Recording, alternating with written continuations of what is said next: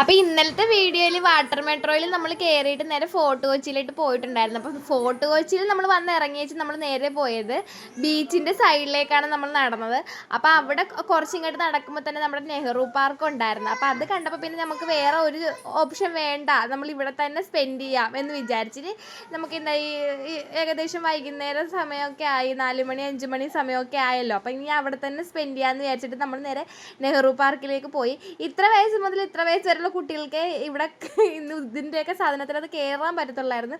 പക്ഷെ ഞാൻ ഇതൊന്നും നോക്കില്ല, ഞാൻ അവരെക്കാൾ കുഞ്ഞായിട്ടുള്ള രീതിയിൽ ഞാൻ അതിലൊക്കെ ചാടി കയറിയിട്ടുണ്ട്. അപ്പം ലാസ്റ്റ് അവർ വന്ന് എന്നെ വഴക്ക് പറഞ്ഞ് ഇറക്കി ഓടിക്കുകയായിരുന്നു.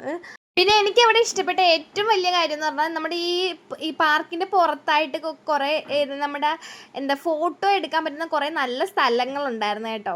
അപ്പോൾ അവിടെ ഫോട്ടോ എടുത്തു കൊടുക്കുന്ന ആൾക്കാരുണ്ടായിരുന്നു. ഒരു ഫോട്ടോയ്ക്ക് ഒരു 30 രൂപ വെച്ചാണ് ചാർജ് ചെയ്യുന്നത്. അതാകുമ്പോൾ നമുക്ക് ഇത് കേൾക്കുമ്പം നമുക്ക് ലാഭമായിട്ട് തോന്നും. കാരണം ഒരു ഫോട്ടോയ്ക്ക് 30 രൂപയിൽ ചാർജ് ഉള്ളൂ. നമ്മൾ ഒരു ഫാമിലി എന്തായാലും ഒരു 5 ഫോട്ടോ എങ്കിലും അവർക്ക് മേടിക്കും. അപ്പോൾ അതൊരു വലിയ കാര്യമായിട്ട് എനിക്ക് തോന്നി. നല്ല ഫോട്ടോസും കിട്ടും, നല്ല സ്പോട്ടിൽ നിന്ന് നല്ല ഫോട്ടോസും കിട്ടും.